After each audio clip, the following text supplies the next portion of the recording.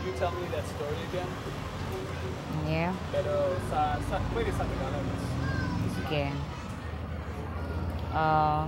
I went to Japan. Punta ako ng Japan 1984. Trabaho ako ng mga 5 years as an entertainer. Pero, siyempre nakakasawa rin magtrabaho ng entertainer. Meron ako nakilalang Japanese na nagtatrabaho sa isang factory. Worker siya. So, nainganyo ako magtrabaho sa isang factory. Nagustuhan ko sa trabaho ko. Doon ko nakilala yung asawa ko. Nag-asawa siya, 13 years siya sa Japan.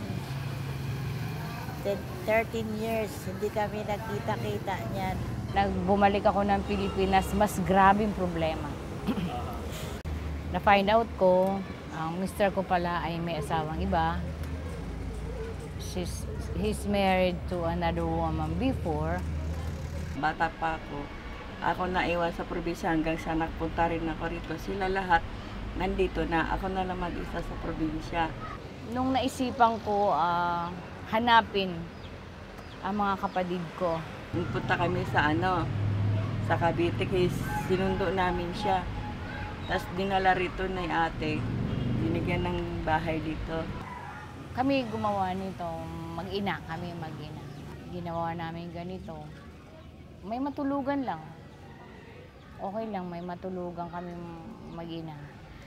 The President has given us directive to do a program to be able to provide permanent housing facilities for the more than 100,000 informal settlers living in danger areas. No?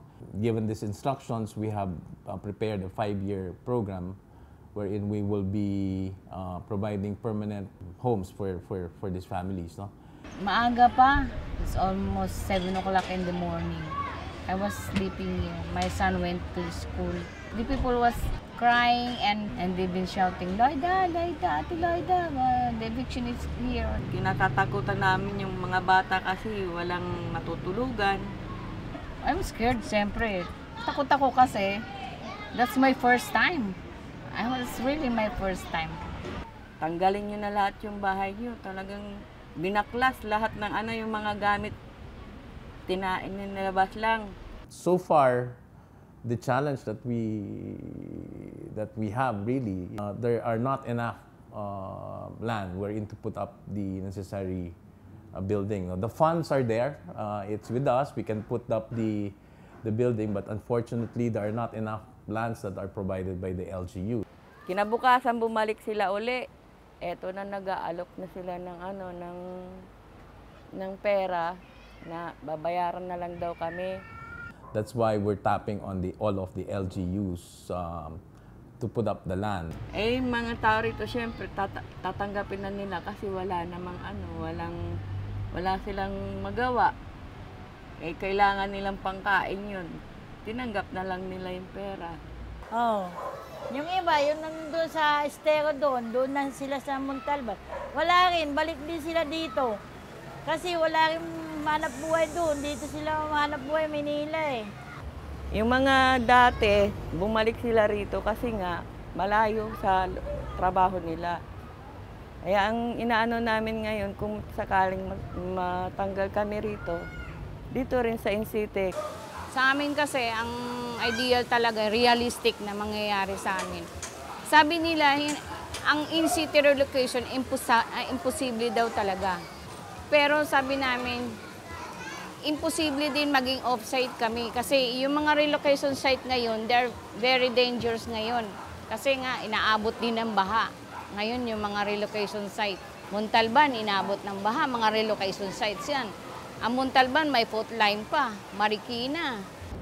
Nakita namin yung lugar doon sa Montalban. Yung pinakikita nga lang sa TV, Diyos ko, bubong na nga lang nakikita doon pag bumabaha. Sabi ko nga, buti na lang, hindi pa kami napunta doon. Nung time na pinanonood namin sa TV, yung mga nangyayari, sabi ko, hala, nung sakali noon na demolition, kasi sabay-sabay yan eh. Pagtabing ilog kasi sabay-sabay dinidemolish yan eh.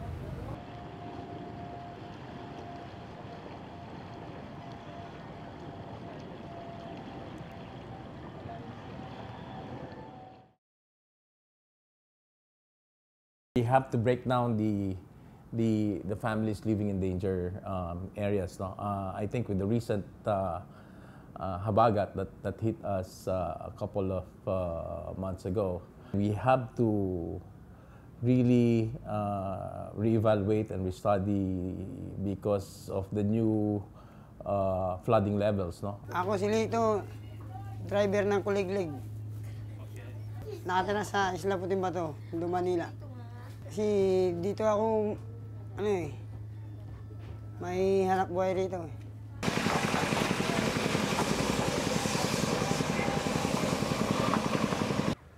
Ang masaklap ng asawa ko nasa labas ng Isla Puting Bato, nagkukuliglig siya. Hindi niya alam na may sunog. Kaya pag uwi ko sa bahay, iniwan ko yung paninda ko sa labas, tinignan ko yung mga anak ko.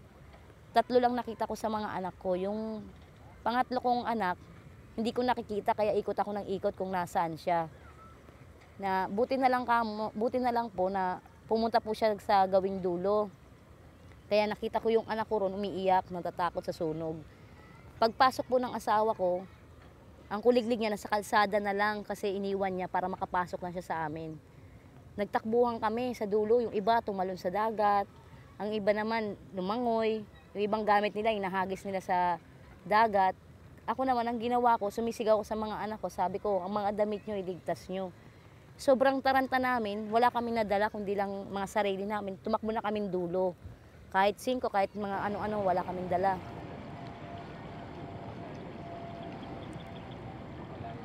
We do consult with them and we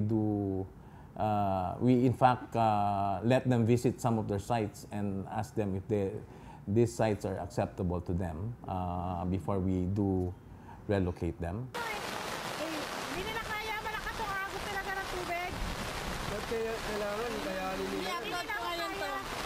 Hindi nila kaya, malakas ang agos ng tubig. Madala mo sa ano, te? Mababaw lang yan. Kapatid niyo asawa. At mga 1 week na tumingin kami dito sa Montalban ng housing, pero hindi itong pinakita nila sa amin. Ang ipinakita nilang bahay sa San Isidro na kumpleto ang may ilaw, may tubig, poso, may kulay ang bahay. Okay naman, malapit sa sinasabi nilang ospital. Tapos paglipat namin dito, nagulat kami, bakit dito kami binaksak na ito yung bahay na inaano namin, bakit may ilog? Well, it's a site that's been approved by the LGU, no? Through the issuance of development permit. The one who selected it is the national government through the National Housing Authority. They're the one who selected the site. Kung nag-stay kami ng matagal pa, mga kalahating oras lang kasi ang bilis na talaga ng tubig, siguro wala nang madadatnan yung asawa ko sa amin kasi katulad ko, hindi ako marunong lumangoy, mga anak ko, kahit sabi mo marunong ka lumangoy, kung kalaban mo baha, hindi ka pa rin talagang bubuhayin. Kasi sa lakas ng baha, di mo kaya, kahit humakbang ka lang, di mo kakayanin ang paghakbang kung walang nagtutulak sa'yo. Baka sabihin ng asawa ko, nasa na yung pamilya niyang naiwan ng buhay, pagdating niya, yun na nangyari. Mas masaklap kung hindi kami agad-agad umalis ng ganong kagrabing baha. When habagat affected the community, our rescuers were already there. And then even before the floodings started to rise, our rescue team is already there, convincing them to move to safer places.